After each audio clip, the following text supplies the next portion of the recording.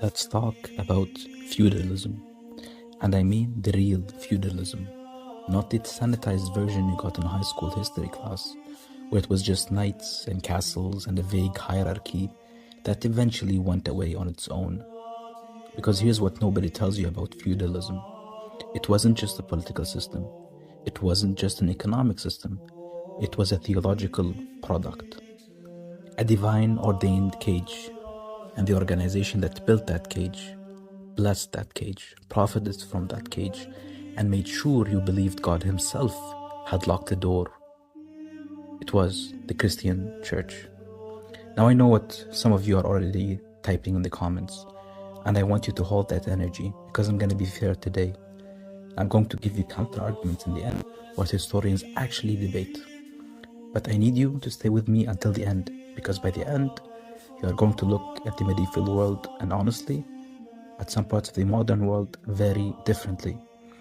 Let's start with what feudalism actually was. Feudalism was a system where land was power, and land was controlled by a tiny group of people. At the top, kings, lords, nobles, who allowed peasants, which are usually called serfs, to farm that land in exchange for labor, military service, and a cut of everything they produced. Serfs couldn't just leave the land. They couldn't own property. They couldn't move to a different lord without the permission of their current lord. In many cases, couldn't even get married without the old lord's approval. They were not technically slaves, but the practical difference was thin enough that historians have argued about it for centuries. Now the question is, why did people accept this? Why did tens of millions of human beings across Europe live like this for almost 1,000 years without sustained and successful revolts?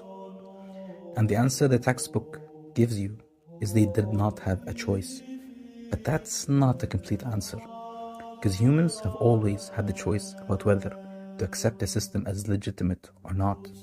And the reason feudalism lasted as long as it did wasn't just swords and walls. It was about the most powerful institution in medieval Europe. It told every single serf from birth to death that this was the will of God. Now let's go to the source material, because you might not believe me. Romans 13:1, Paul writes, and I'm quoting directly here, "Let everyone be subject to the governing authorities, for there is no authority except that which God has already established. The authorities that exist have been established by God. Consequently, whoever rebels against the authority is rebelling against what God has instituted, and those who do will bring judgment on themselves." Now read that again slowly. There is no authority except what God has established. Whoever rebels brings judgment on themselves. That is not a political opinion. That is a theological instruction embedded in the most widely distributed text in medieval Europe, read from pulpits to illiterate peasants every single week of their lives. Your Lord isn't just your Lord. He's God's representative on earth. Disobeying Him isn't just dangerous, it's a sin.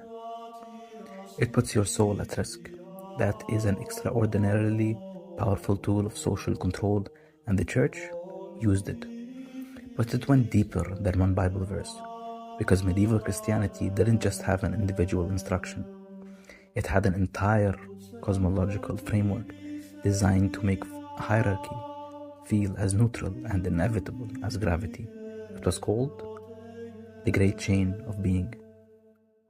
The Great Chain of Being was the idea that God has arranged all creation in a perfect, fixed, descending order. Angels at the top, then kings, then nobles, then the clergy, then merchants, then peasants, then animals, then plants, then rocks. Everything had its place, everything had its purpose, and the entire system was sacred because it was God's design. Moving up or down the chain wasn't ambition or justice. It was disorder. It was sin. It was spitting in the face of a divine architecture. So when a serf was born into poverty, worked himself to exhaustion, watched his children go hungry, and died in the same ditch his father died in, the church had a complete theological explanation ready for that. This was your place. God put you here. Acceptance is virtue. Suffering is holy. And here's where it gets really dark.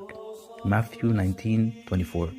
Jesus says, and I'm quoting, "It is easier for a camel to go through the eye of a needle than for someone who is rich to enter the kingdom of God." Now, in just a world, that verse would have been a weapon the poor used against the wealthy. And occasionally it was. But the institutional church, which itself was extraordinarily rich, found a way to flip it. The message that God delivered to peasants wasn't "the rich are damned." It was "your poverty is your advantage. Suffering in this life brings rewards in the next. Poverty is closer to holiness. Endurance is a spiritual gift." Now Matthew 5:5 says, "Blessed are the meek, for they will inherit the earth." That's in the next life, not this one. Stay meek now. Your reward is coming, just not here, not from us. That theological reframe of poverty as virtue may be one of the most effective pieces of social engineering in human history. Then there's the tithe. The tithe was a religious tax. 10% of everything a peasant produced was owed directly to the church, on top of what they owed their lord, on top of labor obligations. So the average medieval serf was giving somewhere between a third and half of everything he produced to people above him. With both extractions, the feudal and the religious, blessed and enforced by the same institution. But here's the detail that makes this undeniable. The church wasn't just ideologically supporting the feudal system. The church was the feudal system's biggest participant. At the height of the medieval period, the Catholic Church owned approximately 1/3 of all arable land in Western Europe. 1/3, not in one country, across the whole continent. The church had serfs. The church had manors, bishops, and abbots, were feudal lords with all political and military authority that came with that title. The Pope was not just a spiritual leader. He was one of the most powerful feudal actors in Europe, able to crown and depose kings, grant land, and excommunicate anyone who challenged his authority. Excommunication. Let's sit with that for a second. In a world where your eternal soul was as real to you as your body, probably more real, excommunication wasn't just a social penalty. It was a sentence of spiritual death. You were cut off from sacraments, cut off from the community, potentially damned. A king who was excommunicated could watch his subjects feel theologically released from the loyalty to him. It was a nuclear option in a world where God was not a metaphor. The church used that threat against emperors, against kings. What do you think it meant to a serf who couldn't read, had never left his village, and had been told since birth that the priest was the voice of God? Now, I said I'd be fair, so let's do the counter-arguments right now. The first one is the most obvious. Feudalism wasn't unique to Christian Europe. Japan had a feudal system. India had caste hierarchies. The Islamic world had systems of land tenure and obligations. China had peasant serfdom under various dynasties. None of those were Christian, so if feudalism is everywhere, how is it Christianity's fault? That's a fair point. Now here's the answer. Nobody is arguing that Christianity invented hierarchy. Hierarchy predates religion. What the argument actually is in this video, and this distinction really matters, is that Christian theology in medieval Europe provided a specific, uniquely durable ideological framework that made European feudalism last approximately 1,000 years and made it extraordinarily resistant to reform. The question is, why European feudalism survived as long as it did, and why challenging it felt not just dangerous, but cosmically wrong.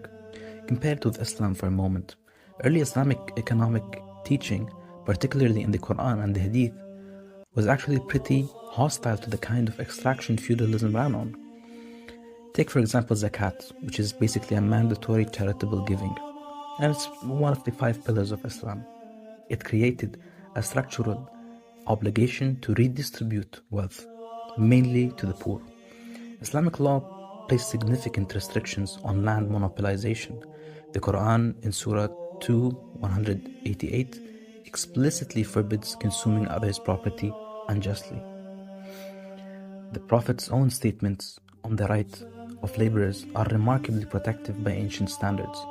He reportedly said, "The employer must pay the worker before his sweat dries." Now, Islamic societies were not perfect, and I'm not saying that they are. Exploitation did happen. Slavery happened at an enormous scale, but the ideological architecture of early Islam was not designed to sanctify a permanent, hereditary underclass in the same way medieval Christian theology was deployed. The great chain of being has no equivalent in Islamic cosmology. Buddhism is even more interesting. The Buddha came from a warrior caste family, rejected the Hindu caste system explicitly, and built a philosophy around the idea that suffering comes from attachment, including attachment to social hierarchy and worldly status. Buddhist political philosophy, particularly in Southeast Asia, tended toward the idea that rulers governed legitimately only when they governed justly. A king who failed his people had lost his moral mandate. It wasn't God's will, it was his own failure. That's a completely different accountability structure than rebellion is sin. Even within Christianity, the contrast between Eastern Orthodox Christianity and Roman Catholicism is instructive. The Orthodox Church, dominant in Eastern Europe and Byzantium, had a much less centralized institutional structure and did not accumulate land and political power in the same way the Roman Church did.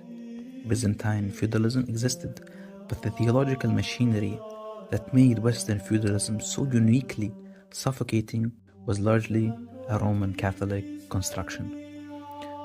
Which brings us to what finally broke it. That was the Black Death. From 1347 to 1351, roughly a third of Europe's population died in 5 years. And here's what nobody tells you about the Black Death. It was the best economic thing that ever happened to European peasants. Not because death is good, but because suddenly labor was scarce. Suddenly, lords needed workers more than workers needed lords. Suddenly, a serf could walk to the next village and demand wages because there was nobody left to fill the fields. The economic logic of feudalism collapsed, not because of ideology, but because the plague killed enough people that the labor math stopped working. And what did the church do? They tried to hold the line. They preached patience. They blamed the plague on sin and moral failure, on the very people dying from it. They did not say, "This is your moment, workers of Europe." They said, "Endure." The cracks that opened after the Black Death, the Peasants' Revolt in England, for example, in 1381, similar to revolts across France and Germany, those were fueled in part by people who had started to notice that God's divinely ordained hierarchy seemed to crumble pretty fast when there weren't enough bodies to keep it running. And then the Reformation happened, and that is a whole other video. But the short version is Martin Luther nailing his thesis to the door in 1517 wasn't just a theological dispute about indulgences. It was the beginning of the end of a single institution's ability to define what God wanted for every person in Europe. Once you broke the monopoly on interpretation, once you said you can read this yourself, you don't need a priest as a middleman, you had planted a seed that would eventually grow into political philosophy, into rights, into the idea that maybe your place in the hierarchy wasn't God's design after all. But that took centuries, and in the meantime the cage held. So here is the verdict. Feudalism have existed without Christianity.